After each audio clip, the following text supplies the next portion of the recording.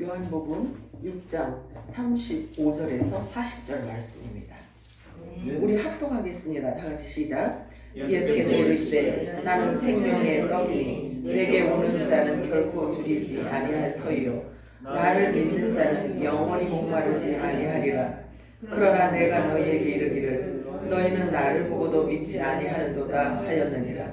아버지께서 내게 주시는 자는 다 내게로 올 것이요 내게 오는 자는 내가 결코 내쫓지 아니하리라. 내가 하늘에서 내려오는 것은 내 뜻을 행하려 함이 아니요 나를 보내신 이의 뜻을 행하려 함이니라. 나를 보내신 이의 뜻은 내게 주신 자 중에 내가 하나도 잃어버리지 아니하고 마지막 날에 다시 살리는 이것이니라. 내 아버지의 뜻은 아들을 보고 믿는 자마다 영생을 얻는 이것이니 마지막 날에 내가 이를 다시 살리리라 하시니라. 아멘. 이게 복음이에요. 다 같이 마라나타 세 번 외칠까요? 마라나타, 마라나타, 마라나타. 오늘 이거 복음 말씀을 가지고 내 아버지의 뜻이라는 제목으로 함께 은혜를 나눠보도록 하겠습니다. 오늘도 성령이 교회들에게 하시는 음성이 여러분들에게 들려주기를 축복합니다. 아멘. 대부분의 사람들은 어느 동물이든지 사자든 호랑이든 새끼를 보면 아유 귀엽고 예쁘다 이 말이 저절로 나와요. 새끼를 보면. 그런데 나비로 변하는 애벌레를 보고 단번에 아유 귀엽고 예쁘다라고 말하는 사람은 없어요. 그만큼 애벌레와 나비는 전혀 다른 모양을 하고 있기 때문에 그렇습니다. 전혀 어울리지 않는, 매치가 전혀 되지 않는 모습이기 때문에 그렇습니다. 우리에게 주신 하나님의 복음을 일컬어 굿뉴스, 좋은 소식이라고 합니다. 이 복음도 이와 마찬가지예요. 대부분의 사람들은 하나님을 믿으면 최고의 성공, 최고의 부자, 최고의 높은 자리에 오를 수 있을 것이란 생각을 아주 막연하게 먼저 하게 됩니다. 그래서 자신이 원하는 하나님의 상을 마음에 모셔놓게 돼요. 그렇기 때문에 땅에 속한 자는 반드시 우상을 숭배하게 되어 있는 거예요. 우상을 숭배하게 되어 있어요. 하나님을 모르면 그 안에 하나님의 생명이 없고 하나님의 신이 없으면 성령이 없는 상태는 당연히 육을 따라가게 되어 있어요. 그래서 우상 숭배를 하게 되는 겁니다. 그래서 바울이 그런 얘기를 하잖아요. 탐심이 곧 우상 숭배다라고 말씀하고 있잖아요. 자, 나비는 반드시 여러 과정을 거쳐서 변화됩니다. 알을 깨고 나와야 되고 애벌레가 되어야 되고 애벌레는 또 다시 번데기가 되어야 되고 그런 뒤에 성충이 된단 말이에요. 이런 과정을 겪어야만 아름답고 화려한 호랑나비의 모습을 하고 나올 수가 있는 거예요. 그 과정이 없이는 나비가 존재할 수 없어요. 그 과정을 꼭 겪어야지만 되는 겁니다. 번데기를 뚫고 나오느라고 애쓰는 모습을 보고 사람이 가서 그걸 도와주잖아요. 그럼 결국은 죽어요. 하나님께서 우리에게 허락하신 완전한 구원은 결국 부활입니다. 그래서 구원 이꼬르 부활이에요. 그래서 완전한 부활이 되어야지만 완전한 구원에 이를 수가 있는 겁니다. 부활은 자신이 원해서 되어지는 게 아니에요. 부활은 내가 학교에서 공부해갖고 되는 게 아니에요. 부활은 부활할 수 있는 하나님이 우리를 그렇게 해주셔야지만 되는 거예요. 완전한 구원은 부활인데, 그래서 부활이라는 것을 1년에 한 번씩 부활주일날 1년 연중 행사로 하면 안 되는 거예요. 지금은 어떤 때냐면 모든 예배 때마다 부활의 메시지가 선포되어져야 되고 부활의 메시지를 받아 먹어야지만 되는 때란 말이에요. 왜 그러냐면 내 말이 부활이요 생명이다라고 했거든요. 그러면 예수님이 하신 그 모든 말씀을 그대로 지금 선포되어져야 되는 때란 말이에요. 왜냐면 우리가 살아서 주님을 만나려면 살아있는 모습에서 우리가 부활을 입어야 되거든요. 그렇잖아요. 그러면 살아있는 상태에서 어떻게 부활의 모습을 하느냐, 예수님께서 우리들에게 가르쳐 줬어요. 어디에 기록되었을 때 어디에 있죠? 변화산상에서 가르쳐 주셨잖아요. 그렇잖아요.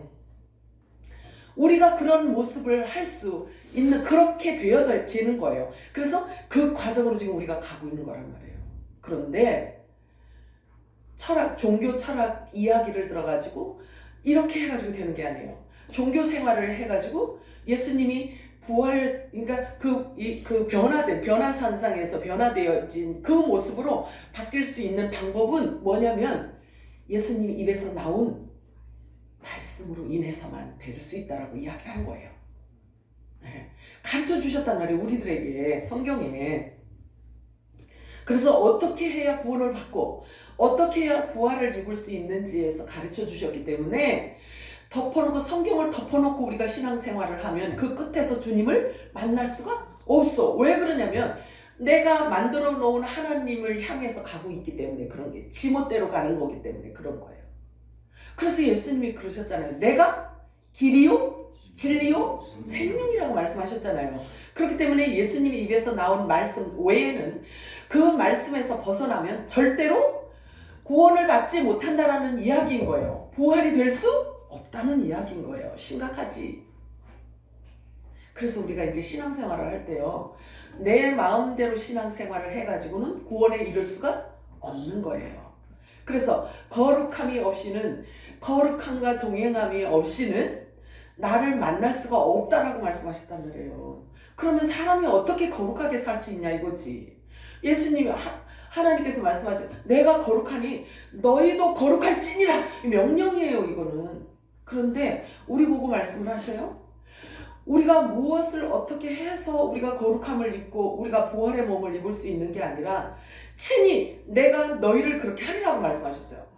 그러면 친히 우리를 거룩하게 해주시겠다라는 그 말씀을 우리가 먹어야 되는 거 아니겠어요? 그치? 말씀을 들어야 된다라는 이야기지. 그잖아요? 그걸 일컬어 피 뿌린 옷을 입는다라고 하는 거예요. 부활은 자신이 원해서 되는 게 아니에요. 부활은.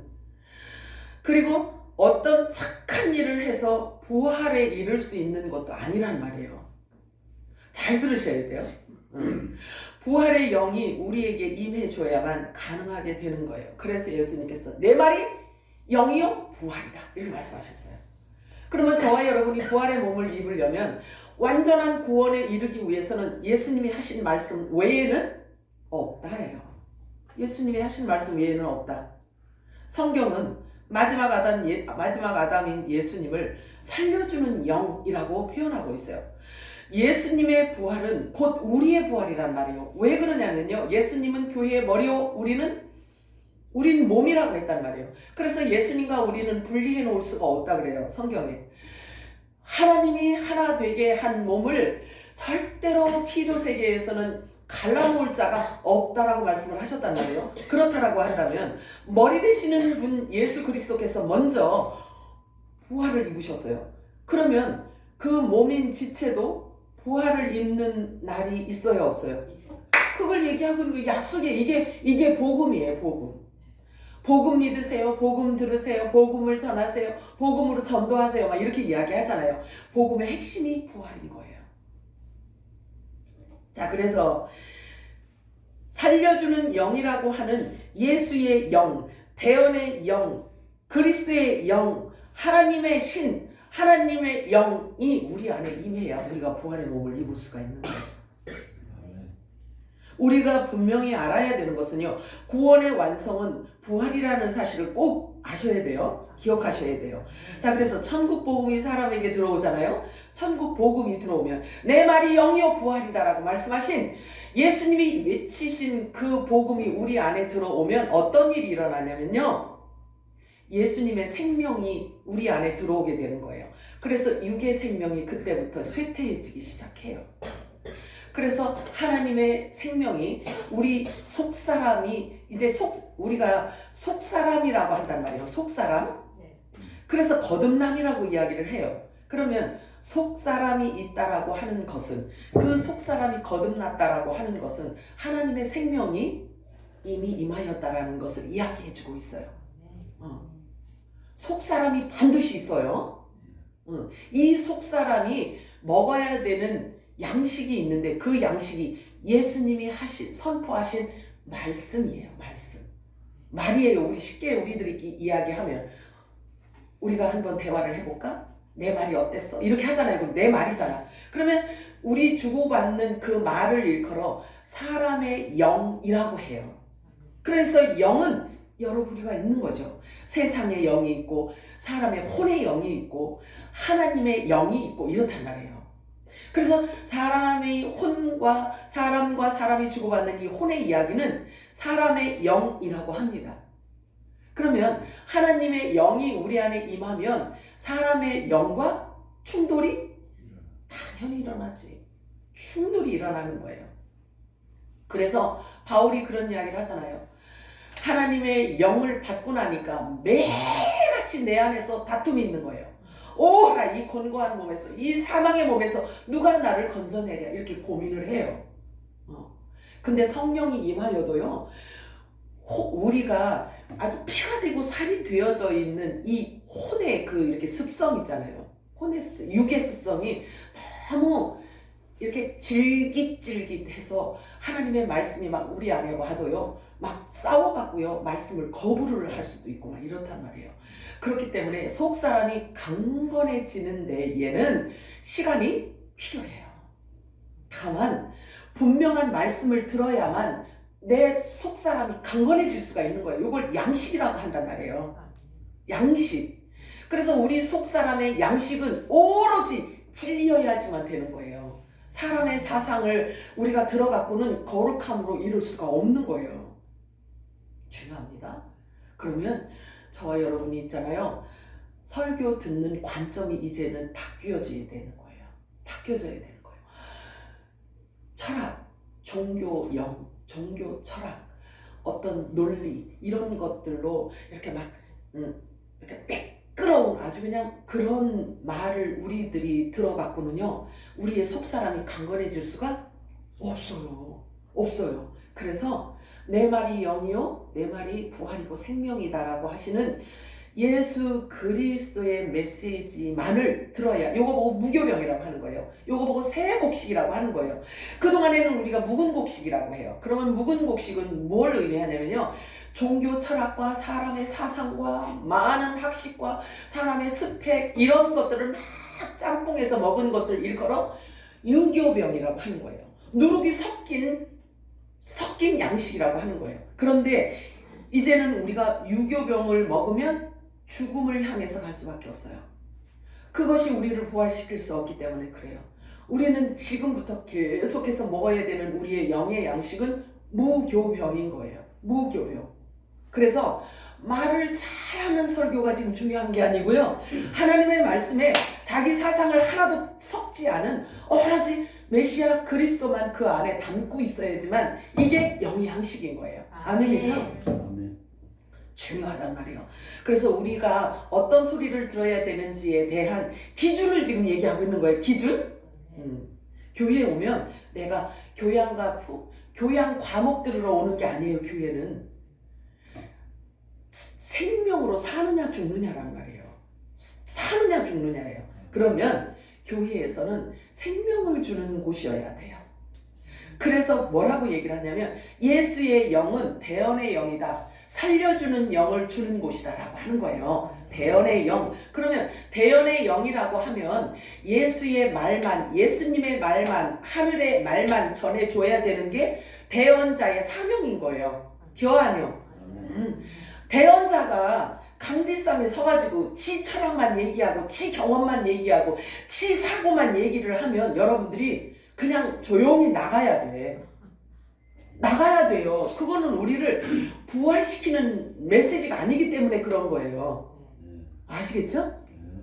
우리가 어디에 귀를 여느냐, 어디에 우리가 이제 집중을 하느냐가 이제는요 죽느냐 사느냐의 길을 지금 선택하고 그 방향 설정을 하고 있는 때란 말이에요. 지금 우리가 귀를 열면 그 상대가 하는 말을 받아서 먹겠다라는 자세 아니에요?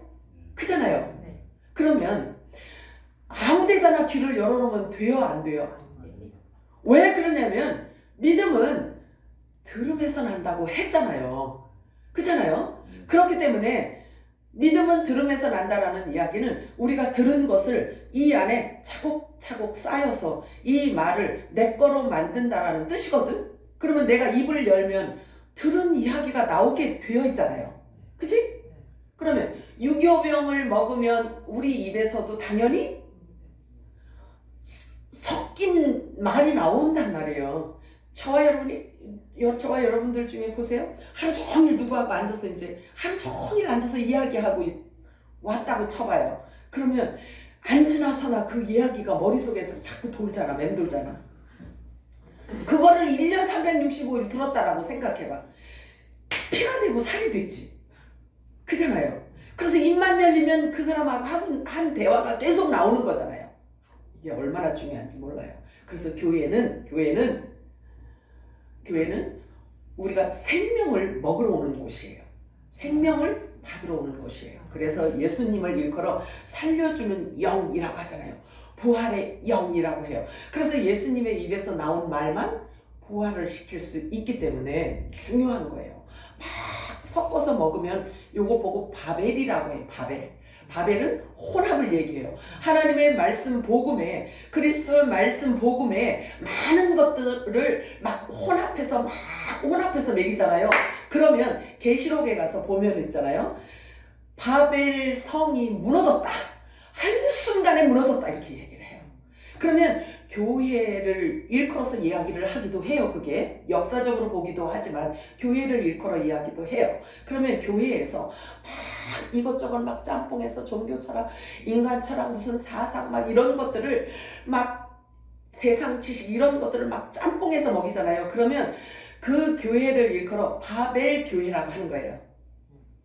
바벨 교회. 바벨 교회는 계시록에 가보니까 반드시 불구덩이로 들어간다라고 이야기를 하고 있어요. 무섭지. 그래서 저와 여러분이 선택하는 게 저와 여러분에게 주신 자유의지 있잖아요. 자유의지는 신적인 자유의지란 말이에요. 신적인 자유의지예요.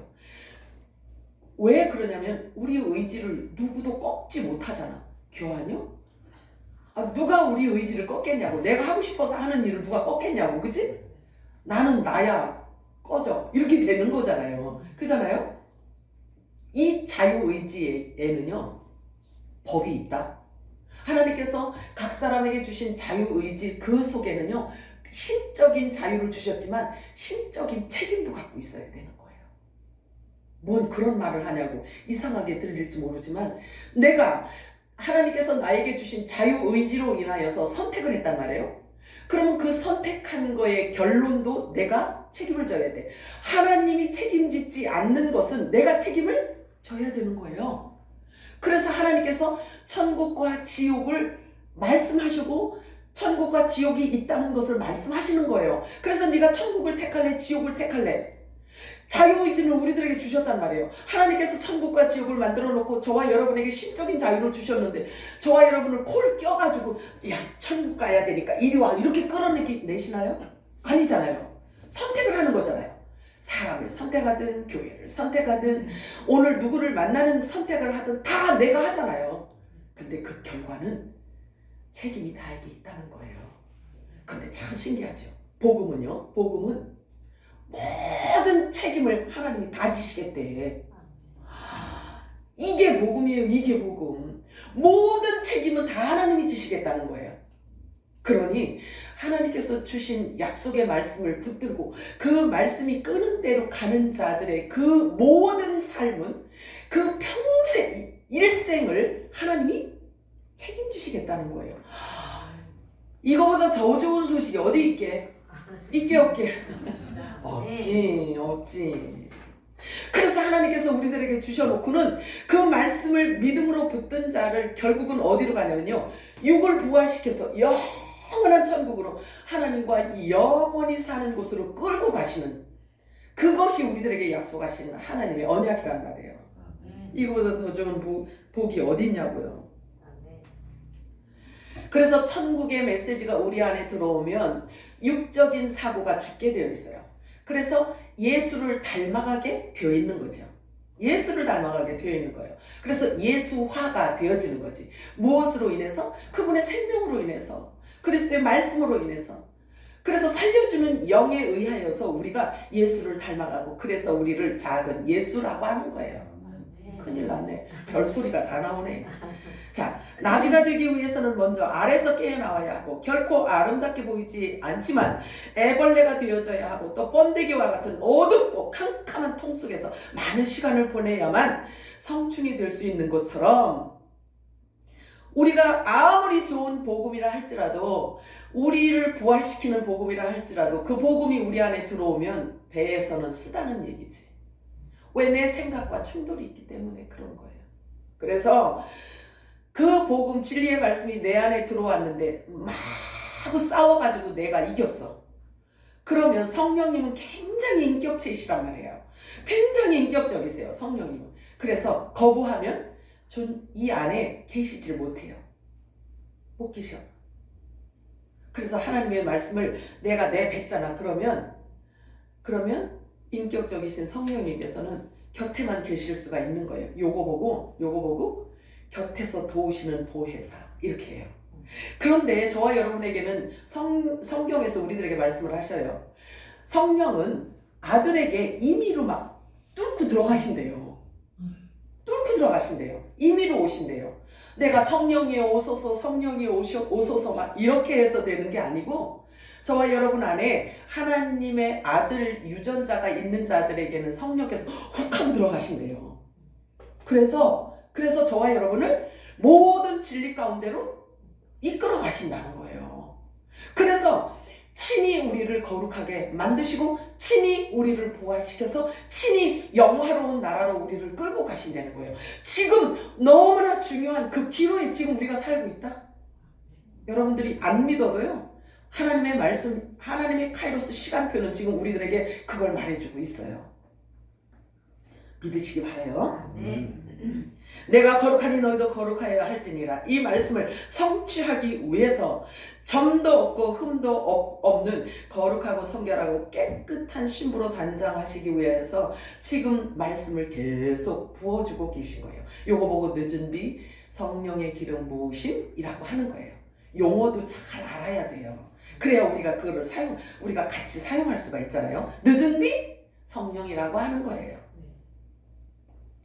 자, 그래서 성령께서 오시면 우리를 끊임없이 좁은 문으로 좁은 길로 인도해 가십니다. 내 의지하고 상관없이 막 그렇게 가요. 저와 여러분이 가만히 한번 돌이켜서 보세요. 돌이켜서 한번 생각해 보세요. 여러분들이 어떤 삶을 살아왔는지 상관없어요. 그런데 돌이켜보니까 현재 지금 우리 이 모습이야. 이 말씀을 듣게 하기 위해서 여기까지 끌고 오시는 거예요. 그런데 내가 원해서 이렇게 온 것 같지만 성경은 뭐라 그러냐면 너희가 나를 택한 게 아니고 내가 너희를 택하였느니라 이를 말씀하세요. 그러면 우리의 의지하고 관계없이 주님께서 우리를 택하셨대요. 그러면 잘 보세요. 나는 누가 전도해서 왔는데 그런데 그 사람의 손길을 하나님이 사용하셨다라는 이야기지. 그죠? 그래서 우리를 결국은 영화로운 하나님 나라로 인도하기 위해서 그렇게 저와 여러분을 여기까지 우리를 인도하기 위해서 얼마나 많은 사람들을 거쳤냐고요. 그지? 요것을 사랑의 빛이라고 하는 거예요. 사랑의 빛. 너희가 사랑의 빛 외에는 지지 말라. 이렇게 말씀하셨거든. 그래서 여러분이 사랑의 빛인 자들을 위해서 기도하시기 바랍니다. 하나님께 감사하시고요. 자, 그래서 아무리 출중한 생각을 가졌다 할지라도 하늘의 생각과 땅의 생각은 일치할 수가 없어요. 그래서 충돌이 있을 수밖에 없습니다. 자기의 생각이 옳다고 너무 땡깡 부리지 마세요. 너무 고집 부리지도 말고 성령께서 이끌어 가시는 대로 순종하며 나가시기 바랍니다.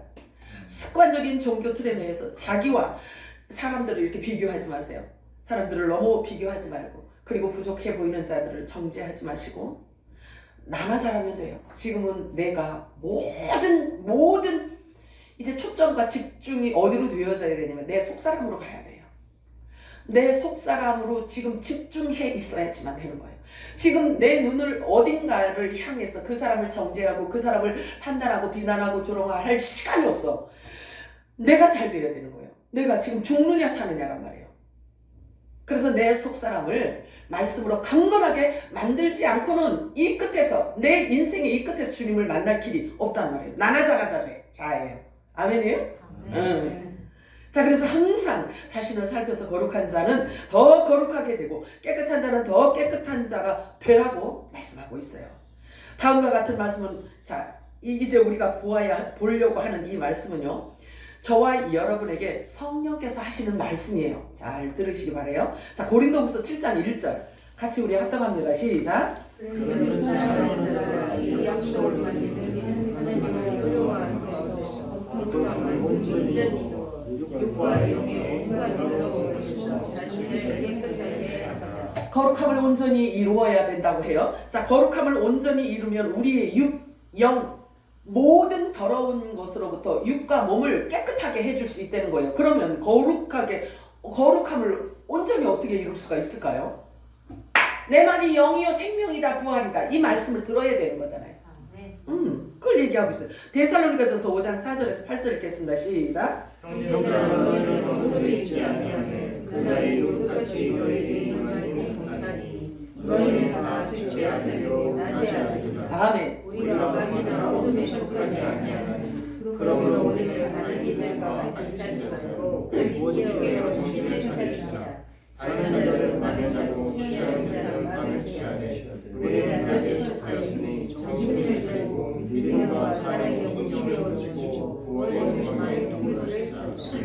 이 밤과 낮은 뭘 의미하냐면요. 영적으로 잠자고 있는 뜻을 얘기하고 있는 거예요. 이렇게 햇님이 나와 있고 햇님이 들어가고 이런 걸 얘기하는 게 아니고 이 낮과 밤을 얘기하는 것은 밤은 영적으로 무지한 걸 얘기하고 있어요.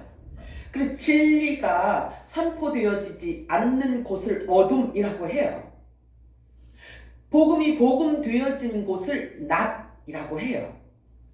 그래서 실제 복음을 들어야만 낮의 아들이 될 수 있고 낮에 속할 수가 있고 낮에 우리가 행동하고 살아갈 수가 있는 거예요. 성경은 그걸 얘기하고 있는 겁니다.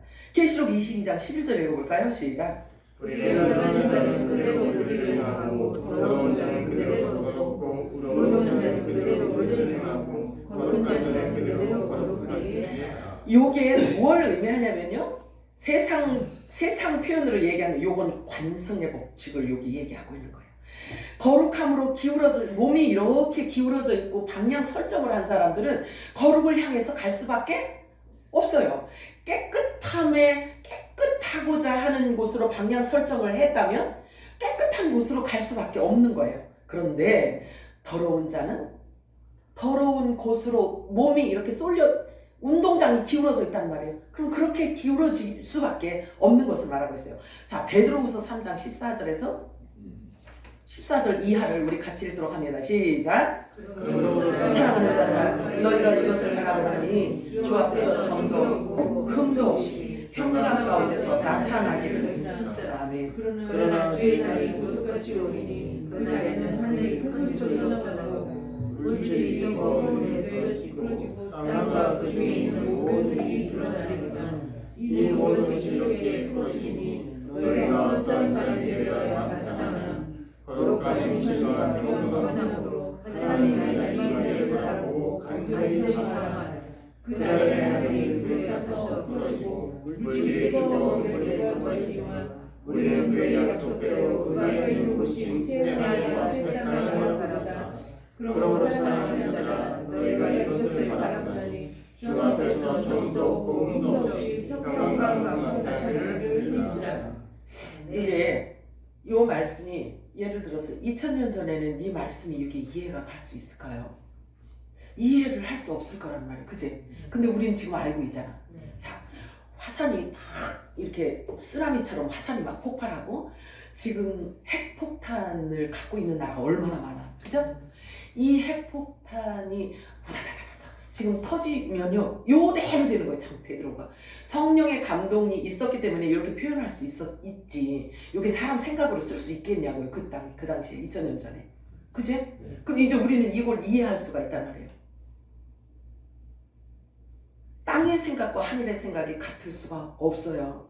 영의 생명과 혼의 생명은 그 본질부터가 다르기 때문에 생각 또한 다를 수밖에 없습니다. 창세기에 보면은요, 하나님의 창조 사역 첫째 날에 대해서 다음과 같이 기록하고 있어요. 한번 읽어볼까요? 창세기 1장 1절에서 5절까지 시작.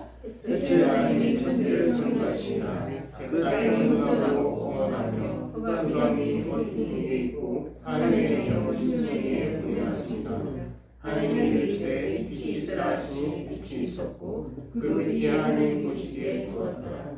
하나님이 빛과 어둠을 하사 하나님의 빛을 낮이라 하시고 어둠을 밝이라 하시니라.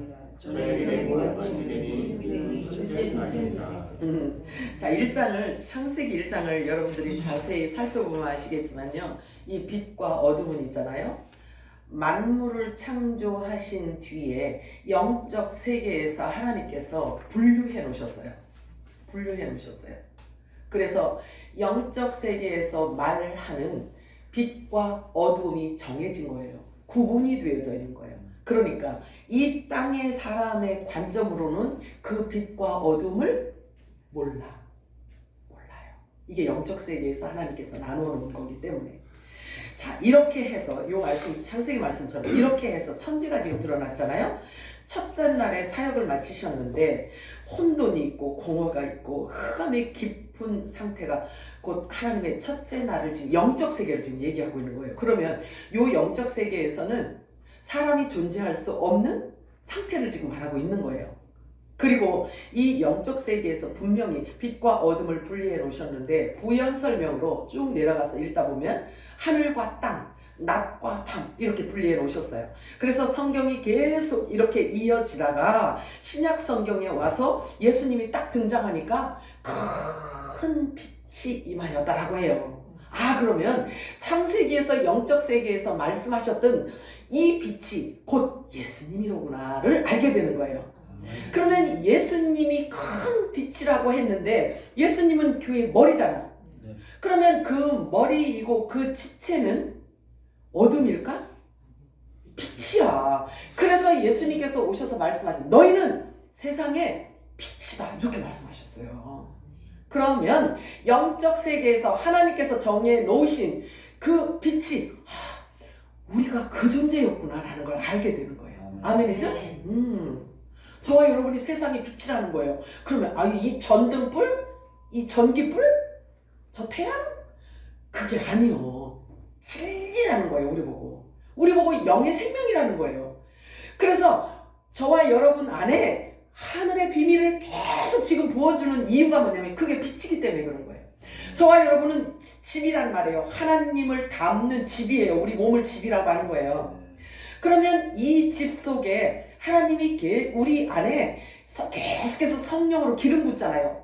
계속 기름 붓는 이것을 일컬어 천국의 복음을 얘기하는 거예요. 그러면 하나님이 갖고 있던 창세전에 갖고 있던 하나님의 생각을 우리가 지금 계속 품는 겁니다. 네? 잘 이해하시니까 계속 품어요. 듣고 또 듣고 우리 마음에 품어서 어느 날 성령께서 우리의 입을 딱 사용해서 터져나가요. 그러면 그게 빛이야. 그러면 그 빛이 어떤 역할을 하는지 아세요? 죄를 태우는 역할을 해요. 불이야, 불. 이게 또 알아듣지 못하는 얘기 한다고 또. 불의 말씀이란 말이에요. 마지막 때에 선포되어지는 아들의 메시지는 불의 메시지예요. 그 불은 그냥 주어지는 게 아니에요. 막 이렇게 어디서 막 가스 터뜨리고 이런 불이 아니라 사람의 영과 혼과 관절과 골수를 찔러 쪼개는 대수술을 시키는 그런 불이란 말이에요. 그 불의 메시지가 임하면 생각이 교정이 되어지고 잘못된 것이 다 죽게 되어 있어요. 그렇게 되어 있단 말이에요. 아멘이요? 그래서 하나님 말씀 듣는 게 그렇게 중요하다고요. 자, 영은 영과만 통한다고 했어요.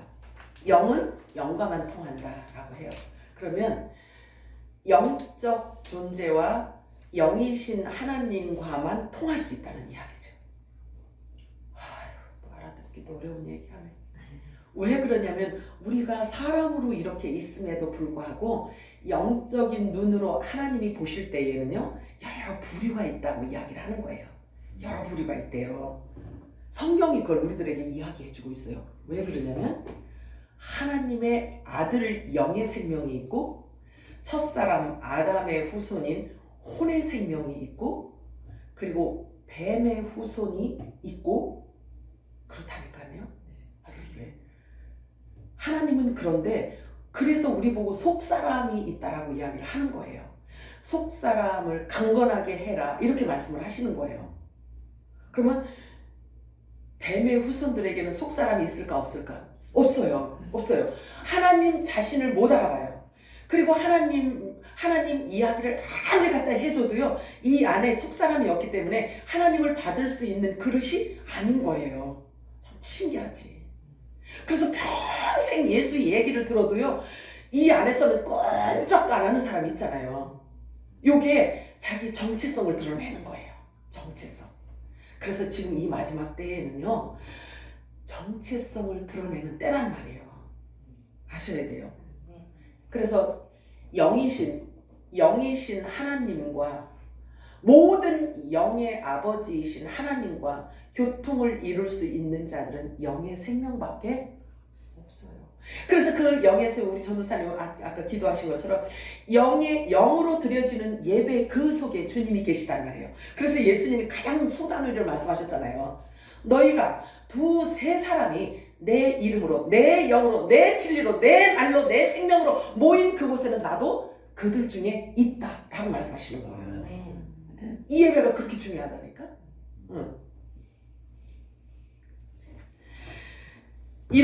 이렇게요. 그렇게 시작이 되어서 첫째 날에 창조되었는데 이제 빛과 어둠은 영적 세계에서의 분리와 구분이 되어졌는데요.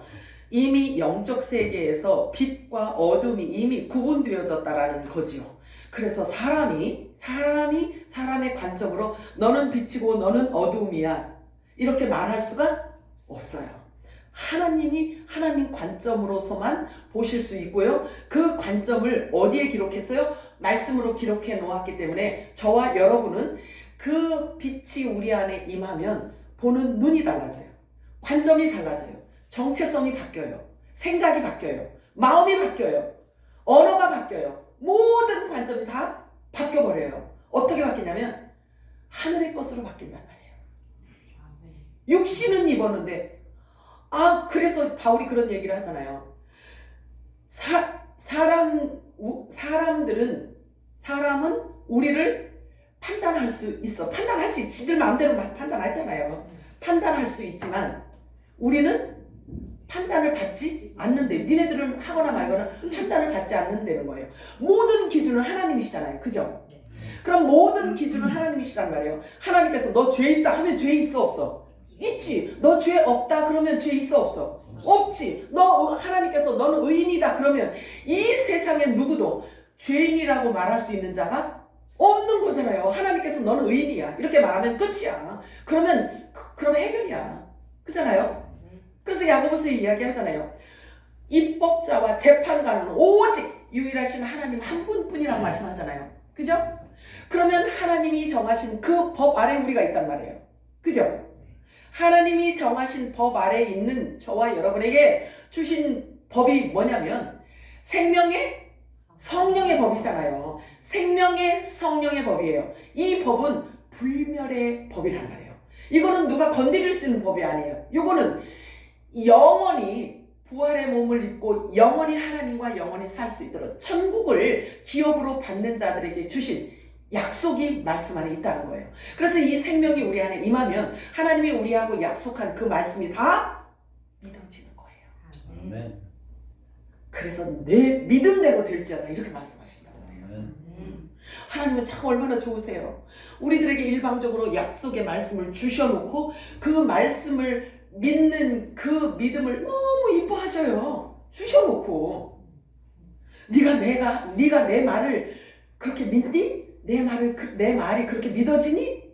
그래, 내 믿음대로 될지어다 이러신단 말이에요.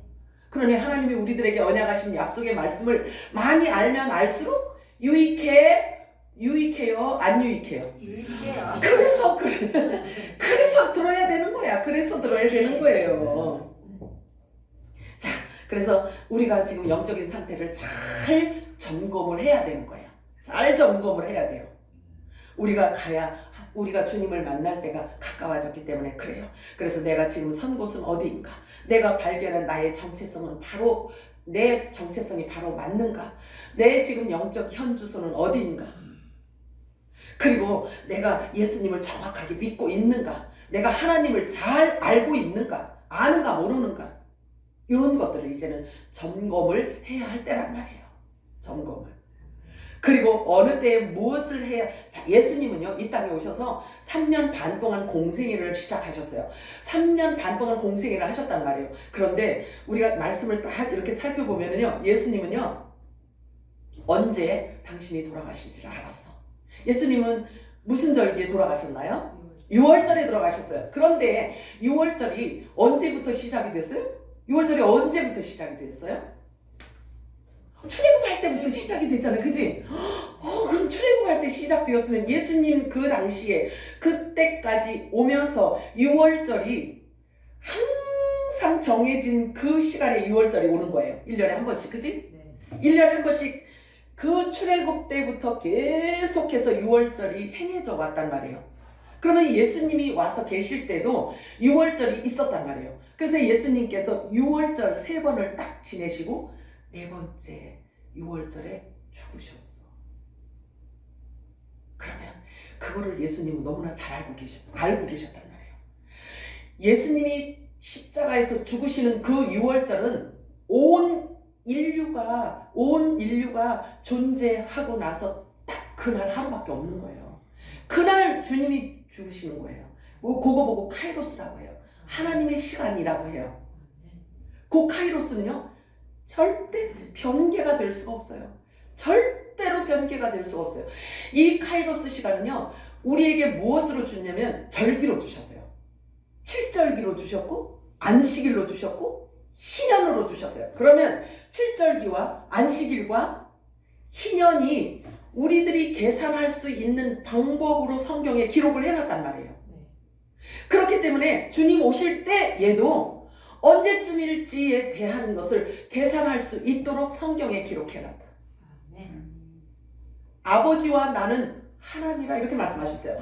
근데 중요한 게 있어요. 마태복음에 보면은 이렇게 이게 막 이렇게 뭐죠? 번역하고 해서 이렇게 내려왔는데 성경에 주님 오실 날은 아버지만 알고 예수도 모르고 아무도 모른대. 이렇게 성경에 기록을 해놓은 거예요.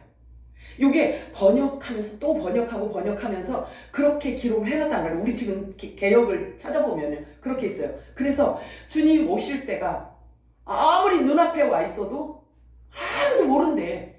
성경에 봐라 이렇게 기록해놓지 않았느냐. 그런데 그 성경 하나 갖고는 큰일 나요. 그런데 그 성경 하나 갖고도 우리가 알 수 있다? 알 수 있는 방법이 있어요. 하나님과 예수님이 말씀하셨잖아. 하나님과 나는 하나라고 했잖아요. 하나라고 했잖아요. 네. 그리고 우리 보고 신부래. 예수님이 신랑이고 네. 예수님은 신랑이고 우리는 신부래. 그러면 천하에 어떤 신랑이 결혼 날짜가 정해져 있어서 신부가 준비를 해야 될 거 아니겠어요? 그지? 신부가 준비해야 되니까 신랑이 가르쳐 줘, 안 가르쳐 줘?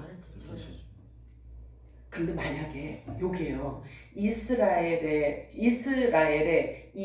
그 뭐죠? 예절법은 결혼법은 안 가르쳐 준다고 해요. 안 가르쳐 준다고 해요. 근데 예수님께서 그 비유를 들어서 이야기를 한 거예요. 비유를 들어서 이야기했고 또 그 다음에 성경에 그렇게 또 기록해놓고 아버지만 알지 아들도 모르고 천사들도 모르고 아무도 모른다고 이렇게 이야기를 해놨단 말이에요. 그렇기 때문에 다 소경을 만들어 놓은 거예요.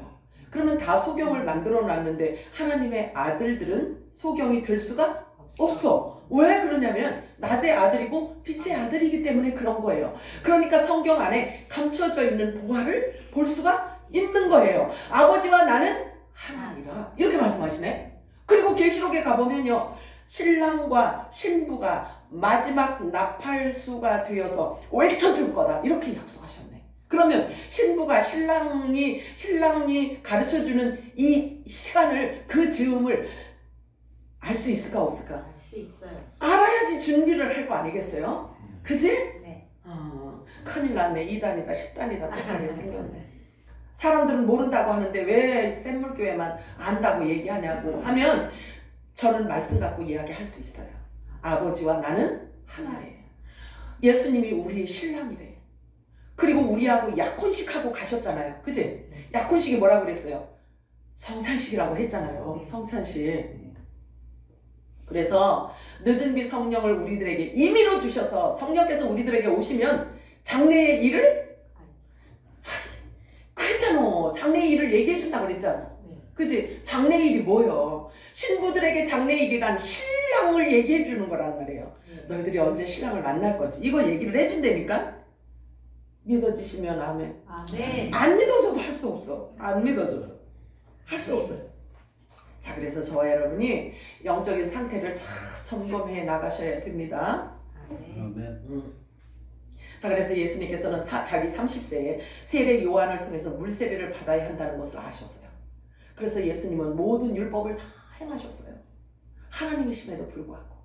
그래서 하늘로부터 한량없이 물세례를 받은 뒤에 그제서야 성령을 한량없이 기름 부었다라고 얘기를 해요.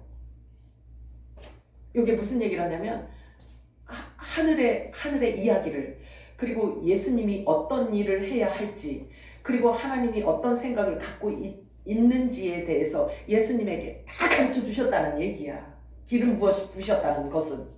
아시겠죠? 네. 그러면 그분의 지체되는 저와 여러분에게도 우리가 주님 만날 날이 가까웠기 때문에 지금 우리들에게도 늦은 비 성령을 부어주시는 이유는 마지막 때 있을 일을 가르쳐 주신다, 숨겨놓는다, 여는 거예요. 그래서 우물을 여시는 때가 지금이고요. 일곱 영으로 하나님이 기름 부어주시는 때가 지금인 거예요. 아멘. 아시기 바라요. 그래서 받으시기 바라요. 아멘. 받으셔야 돼. 아이고 점잔 빼고 아이고 저는 안 주셔도 돼요. 아이고 제가 멀려 아버지 알아서 하세요. 이거 겸손해서가 아니라 미련한 거야. 이건 어리석은 자를 얘기하고 있는 거예요. 자, 영과 진리로 드려지는 예배를 하나님께서 받으시고 찾으신다고 말씀하셨어요. 그래서 그렇게 예배들, 영과 진리로는 말씀으로만 예배드리는 곳을 얘기하는 거예요. 영이 뭐였어요? 영과 진리로 예배드리는 자를 내가 찾는다라고 하셨어요, 하나님이. 그러면 영이 뭐라고 그랬어요? 내가 너희들에게 이런 말이 영이다 그랬잖아. 말씀이잖아, 그치? 그러면 진리는 뭐지? 영과 진리로 예배드리는 곳에 나도 있고 그들을 내가 찾고 있고 그들을 하나님이 그 곳에 계신데, 그러면 영은 예수님이 하신 말씀이지. 그럼 진리는 뭐예요? 예수님이 내 말이 진리다 이렇게 말씀하셨잖아요. 그치? 결국 예배는 곧 예수님이 하신 말씀을 나누는 곳이 예배야. 그리고 예수님이 우리를 위해서 하신 그 일들을 기뻐하고 서로 이야기 나누는 이것이 찬양이야. 아멘. 이것이 중보기도고 주님을 자랑하는 찬미야. 아멘. 그러면서 우리 속사람이 예수님이 이렇게 하셨구나 하는 그 생각을 우리들에게 품는단 말이에요. 그러니까 우리 속사람이 그 말씀을 들음으로 인해서 우리 속사람도 강건해지는 거예요. 어디까지 자라갔냐면 예수까지, 그리스도까지 자라가게 하시는 거예요. 아멘. 다른 걸로 하는 게 아니라. 자, 그래서 우리가 예배를 드릴 때 예배가 좀 식상하다. 맨날 예배 드리냐? 오늘 또 일요일이야? 오늘도? 벌써 일요일이야? 여러분들의 생각 속에 이렇게 예배가 식상하거나 형식적이 되어가면 정신 차려야 돼. 그러면 아직 영적으로 자고 있다는 얘기야. 자고 있다는 거예요. 아직도 영적 깊은 잠에 빠져 있으면 정말 안 돼요. 긴장해야 돼요. 오늘 본문을 다시 한번 살펴보도록 합니다. 요한복음 6장 35절에서 37절 시작. 예수께서 이르시되 나는 생명의 떡이니 내게 오는 자는 결코 죽지 아니하리요 나를 믿는 자는 영원히 목마르지 아니하리라. 그러나 내가 너희에게 이르기를 너희는 나를 보고 믿지 아니하는도다 하였느니라. 아버지께서 내게 주시는 자는 다 내게 올 것이요 내게 오는 자는 내가 결코 쫓지 아니하리라. 그렇죠. 자, 자기가 먹는 그 영의 양식이 맞지 않으면요 교회를 막 지금 막 옮겨 다니잖아요. 아 여기 아닌가비요. 아 또 여기 아닌가비요. 찾아갔더니 여기 아닌가비요. 아, 이러고 막 다니잖아요. 근데 하나님의 아들의 유전자가 있는 자들에게는요 자기가 어떤 양식을 먹어야 되는지, 무슨 말씀을 들으면 내 속사람이 기쁜지가 자기가 감지가 돼요, 안 돼? 네. 되는 거예요. 돼요. 자, 근데 여기 조건이 있어요. 이렇게 말씀하시네요. 조건이 있어요. 생명의 떡으로 인해서 줄인 자가 하나님의 말씀을 들을 때, 복음을 들을 때, 예수 그리스도의 말씀을 들을 때 이제 만족을 느낀다는 거예요. 자, 그래서 생명의 떡으로 인해 줄인 자, 이건 뭘 얘기하냐면 내가 영적으로 들어야 되는 이 양식, 내가 먹어야 되는 이 양식을 어느 교회를 가도 도대체 안 주는 거예요. 그 양식을 안 주니까 이게 굶주렸다는 것을 얘기하고 있는 거예요. 굶주려 있다는 거예요. 그래서 목마른 자들을 이야기하고요. 의에 줄이고 목마른 자를 이야기하는 거예요. 내가 아무리 어디를 가도 도대체 내 속사람이 만족하는 메시지가 없는 거지. 그것을 일컬어 줄인 자라고 얘기하는 거예요. 줄인 자. 그런데 예수님의 이 무교병을 먹으면 내 속사람이 반응을 하는데 기쁘다는 이야기지. 희열의 영, 기쁨의 영이 임한다는 거예요. 이렇게 반응이 있다라는 거지. 반응이. 자, 그래서 빛과 어둠의 생명 가운데서 영생하는 떡을 먹어야 하는 자가 있기 때문에 이 땅에, 이 땅에요. 이 지구 땅에 그런 자가 있다는 것을 아시기 때문에 예수님을 쫓아가서 예수님께서 주시는 그 메시지를 받는 자들은 주님의 지체라고 해요. 하나님께서 그렇게 보신다라고 말씀을 하고 있는 거예요. 자, 이들을 일컬어 영의 생명들인데, 이들은 영의 생명들인데 그동안 감춰져 있었기 때문에 드러나질 않았어요. 드러나질 않았단 말이야. 이렇게 성경을 이런 방법으로 설명을 해줘야 우리가 성경을 읽을 때 이 설명한 것을 가지고 성경을 접목을 시킬 거 아니에요. 그치? 이해가 되고 접목이 되잖아요. 아, 그렇구나. 성경 안에서 우리가 정체성을 찾아야 되고 내 신분이 어떤 신분인지를 성경이 기록된 것에서 내가 찾을 수가 있잖아요. 그치?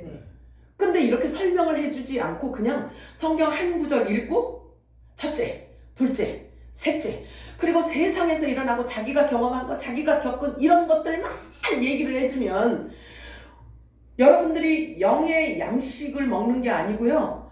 바벨 교회가 되는 거란 말이에요. 바벨 교회가. 자, 우리가 후사요 상속자면 아들이라는 뜻인 거죠. 그러면 아들이라는 것을 그 명분을 우리들에게 세워주시기 위해서 예수의 영이 우리들에게 오신단 말이에요. 그래서 우리의 신분의 변화가 오는 거예요. 신분의 변화가 오는 거예요. 종이었는데 아들로 신분의 변화가 오는 거예요. 여러분, 신분이 지금 바뀌었단 말이에요. 땅에서 하늘로 주소가 변경이 되었어. 신분도 세탁이 되어버렸어. 무엇으로 인해서? 약속으로 인해서, 말씀으로 인해서. 우리는 모든 게 지금 다 바뀌었단 말이에요. 우리가 이 땅에 지금 발을 딛고 이렇게 살고 있지만 우리는 있죠. 이중 국적을 갖고 살아가는 사람이란 말이에요. 이 땅에 우리가 살면서 세금도 내잖아, 그치? 육적인 세금도 내지만 사실은 있잖아요. 우리 이중국적을 갖고 있어요. 원래 우리 속사람의 우리 본향은 어디? 하나님 나라란 말이에요. 하나님이란 말이에요. 하나님. 자, 이제 우리는 아들에게 약속된 모든 기업을 다 얻도록 허락이 되어졌기 때문에 하나님의 말씀이 보이는 거예요. 아멘이죠? 하나님 앞에 무릎을 꿇어야 합니다, 여러분. 하나님 앞에 무릎을 꿇으시기 바래요. 겸손하시기 바래요. 자, 하나님의 말씀이 충만하게 채워질 때, 비로소 성령께서 우리의 입술을 사용할 수 있기 때문에 그렇습니다. 저와 여러분이 예수님을 믿는 것이 내가 스스로 선택해서 되어진 것이 아니라 주님이 창세전에 이미 영원전부터 하나님께서 그렇게 예정하셨다라고 말씀을 하십니다. 감사하시기 바라요. 그러므로 항상 온유와 겸손함으로 하나님 앞에서 온유와 겸손한 마음을 가진 자로서 하나님 마음에 합한 자들이 되시기를 주님의 이름으로 축복합니다. 아멘. 하나님 우리 아버지의 영광이 찬송이라고 해요. 저와 여러분을. 자, 저와 여러분의 존재 자체가, 저와 여러분의 신분이 어떤 신분이냐고 성경에서 기록을 했냐면 우리 하나님 아버지의 영광의 찬송이래. 한 사람 한 사람이. 영원한 영광의 찬송이래요. 저와 여러분이. 아멘. 그러면 요거를 두루뭉술 생각하면 안 돼. 그럼 내가 지금 설명했던 것처럼 찬송은 뭐고 영광은 뭐예요? 내가 우리 하나님 아버지의 영광의 찬송이래. 나 자신이, 여러분 한 사람 한 사람 자신들이 영광의 찬송이래.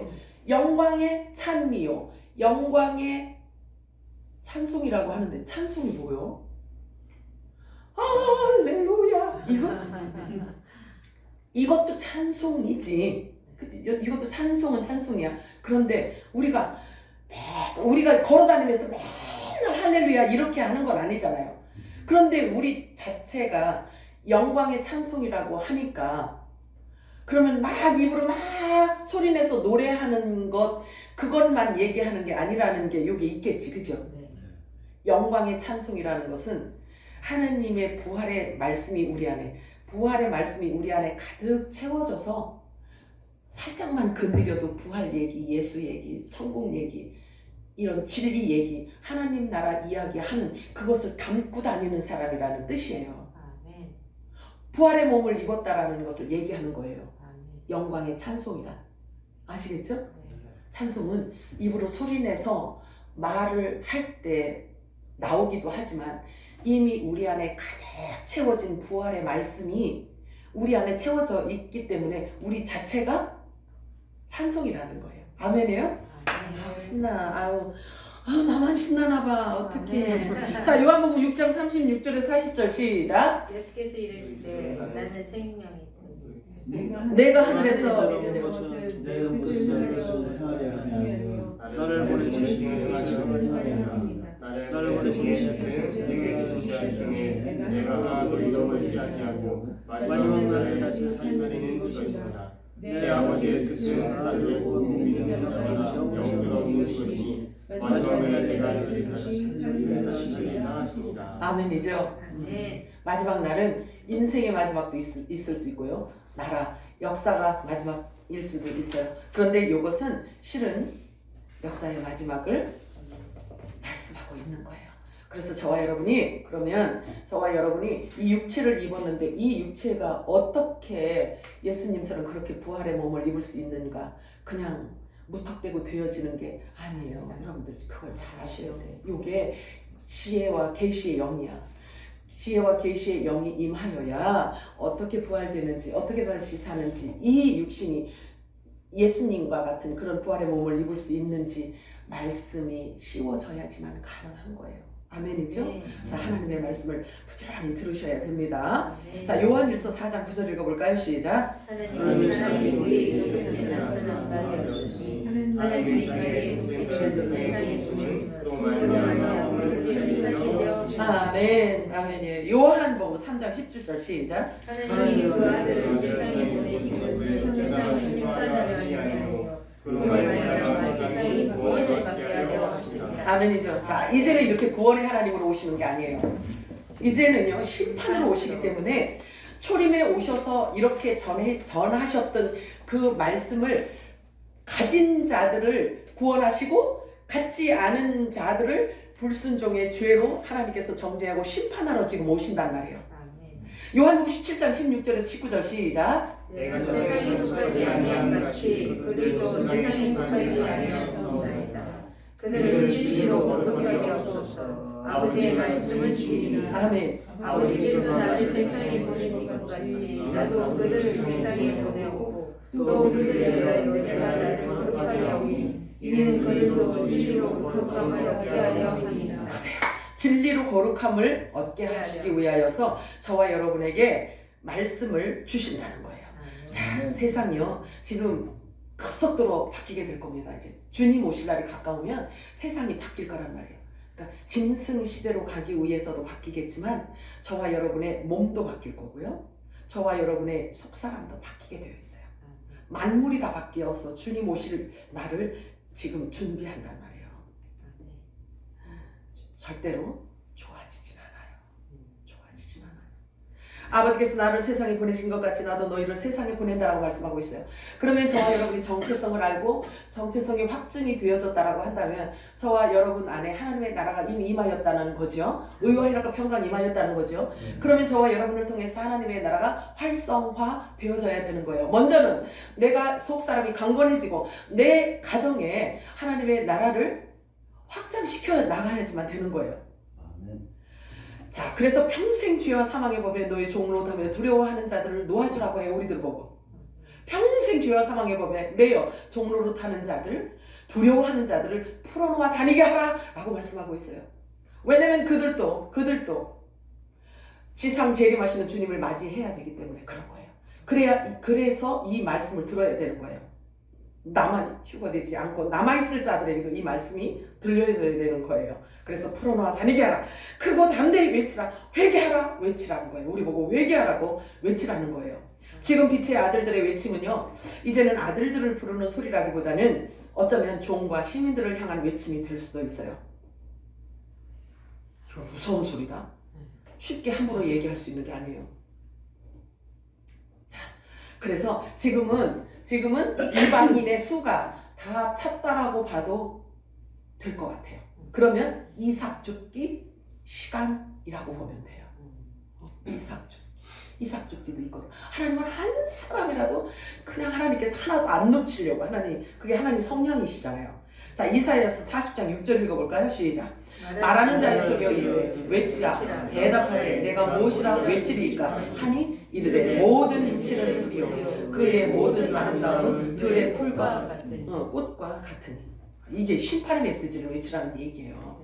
심판이 다가왔다. 하나님의 심판이 다가왔다. 카이로스 시간이 다가왔다라는 거예요. 그래서 이사야 40장 9절에는 이런 말씀을 하셔요. 아름다운 소식을 시온에 전하는 자여, 높은 산에 오르라. 아름다운 소식을 예루살렘에 전하는 자여, 너는 힘써 소리를 높이라. 이 누구 보고 하는 얘기일까요? 아들들에게 하는. 두려워하지 말고 소리를 높여 유다의 성읍들에게 이르기를 너희의 하나님을 보라 하라. 보라, 주 여호와께서 장차 강한 자로 임하실 것이다. 외치래요. 이걸 전하라는, 심판을 전하라는 이야기예요. 이사야서 58장 1절 읽을까요? 시작. 그들의 죄를 받으리라.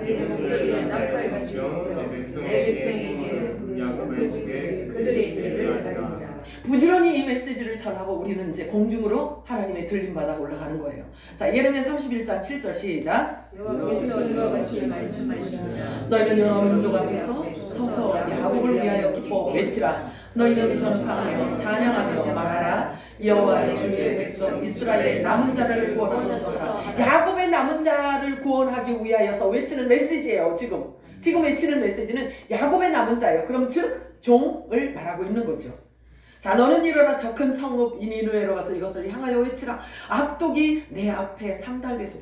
악독이 가득 차면 주님의 심판이 그냥 임하게 되어 있는 거예요. 그러나 그 전에 선지자를 통해서 또 기름 부은 자들을 통해서 말씀을 외쳐줘요? 안 외쳐줘요? 하나님은 어떤 일을 행하실 때 꼭 먼저 외쳐주시고 일을 하신단 말이에요. 그래서 잘 골라 들어야 되는 거예요. 우리 영적 양식을 무엇을 선택해서 먹어야 되는지. 자, 이사야 40장 2절 읽어볼까요? 시작. 너희는 예루살렘의 마음에 닿도록 말하며 그것에게 외치라. 그 노역의 때가 끝났고 그 죄악의 사함을 받았느니라. 그의 모든 죄로 말미암아 여호와의 손에서 벌을 배나 받았느니라 할지니라 하시니라. 자, 이스라엘 백성들이 그동안에 이렇게 나라도 없이 이렇게 떠돌아다녔었잖아요. 그치? 그 모든 것들이 사실은 다 그들이 받은 고난이라고 얘기를 하는 거예요. 그런데 배로 받았대. 배나 받았대요. 벌을 배나 받았대. 저 이스라엘 백성들은 이상하게 예수를 안 믿어요. 지금도 안 믿어요. 안 믿는다니까? 그냥 하나의 종교가로 본단 말이에요. 종교 창시자로 봐요. 그래가지고 예수 믿는 자들은 막 핍박하잖아요. 아직도 예수를 안 믿어. 자, 그런데 예수님은요, 그럼에도 불구하고 성경에 곳곳에 보면 야곱의 남은 자를 구원하시겠다라는 약속이 가득 차 있어요. 구원해 주시겠대요. 민족적인 대회개가 이루어지도록 하시겠다는 거죠. 그러면 우리가 먼저 예수님이 지상재림하기 전에 아들들을 통해서 회개를 외쳐주래. 그들이 이 메시지를 듣고 회개하도록 준비하도록 하려는 거예요. 두려워 말라 내가 너와 함께 할 것이라. 사망의 음침한 골짜기로 다닐지라도 해를 두려워하지 말라. 주께서 너와 함께 하십니다. 지금 우리의 이 외침은요, 광야 피난처로 들어갈 자들을 위해서 외쳐주는 외침이에요. 그래서 주님 오신다는 약속이 어디 있느냐? 비웃는 자들의 말에 너희는 속지 말라 라고 말씀하셔요. 자, 요한복음 10장 10절 읽어볼까요? 시작. 도둑이 오는 것은 도둑질하고 죽이고 멸망시키려는 것뿐이요 내가 온 것은 양으로 생명을 얻게 하려 풍성히 얻게 하려는 것이라. 자, 예수 그리스도 몸에 붙어 있는 이 양들에게만 그 양식을 먹을 수가 있는 거예요. 아멘이에요? 머리로부터 공급되어 된다고 말씀을 하고 있잖아요. 그러면 지금은요, 이방인의 수가 다 찼다고, 이삭 죽기 때라고 우리가 봐도 과언이 아닌데요. 로마서에는 뭐라고 말씀하시냐면 로마서 11장 25절 이하는 이렇게 말씀하세요. 형제들아, 너희가 지혜 있는 자라면 이 신비를 알기를 내가 원하노라. 이 신비는 이방인의 충만한 수가 들어오기까지 이스라엘의 더러는 우둔하게 된 것이다. 그죠? 이방인의 때가 찰 때까지 이스라엘 백성들이 예수를 믿지 않는데, 자, 그리하여 온 이스라엘이 구원을 받으리라. 하나님이 민족적인 대회개를 하나님께서 일으키시겠다는 거예요. 구원자가 시온에서 와서 야곱에게서 경건치 않은 것을 제거하리라. 하나님께서 속죄 성물을 지금 말씀하고 있어요. 속죄 성물. 내가 그들의 죄를 없이 할 그때에 그들과 맺은 언약이 이루어질 것이다. 생명나무 잎사귀로 접목시켜 줄 것을 약속했단 말이에요. 이스라엘 백성. 그렇게 지금 저렇게 엉뚱한 소리 하고 저렇게 뭐죠? 동성애로 막 난리를 버거지를 치는데도 불구하고 하나님은 약속이 있단 말이에요. 생명나무 잎사귀로 접목시켜 주시겠다라는 약속이야. 그래서 속죄절의 성물로 약속하신 것을 이루시겠다는 거예요. 이건 하나님이 하시는 일이라는 말이에요. 사람이 막을 길이 없어요. 전쟁이 일어나고 뭐 이거 지금 관계없어요. 하나님께 하시면 된단 말이에요. 자, 계시록 21장 8절 읽고 같이 들어갑니다. 시작. 그러나 그러한 자들과 믿지 않는 자들과 흉악한 자들과 살인자들과 음행한 자들과 정수자들과 우상 숭배자들과 거짓말하는 모든 자들 불과 영으로 하는 곳에 던져지니 이것이 둘째 사망이라. 보세요. 둘째 사망, 처음 휴거자들은 이 둘째 사망하고 관계가 있다 없다? 없어요. 그래서 주님의 부활의 첫 열매들이 다 되셔야 돼. 여러분들이 막 의기가 충천해가지고요, 내 자기 의가 충천해가지고요, 아유 그대들이나 휴가 되시고 나는 땅에 남아서 남아있는 자들을 위해서 내가 열심히 섬길게요, 이런 생각을 가지면 큰일 나. 오산이야. 큰 오산이야. 그런 생각 갖고 있는 사람들 지금 다 내려놓으세요. 아셨죠? 사랑하고 풍성하신 하나님 아버지 고맙고 감사합니다. 오늘도 저희들에게 듣는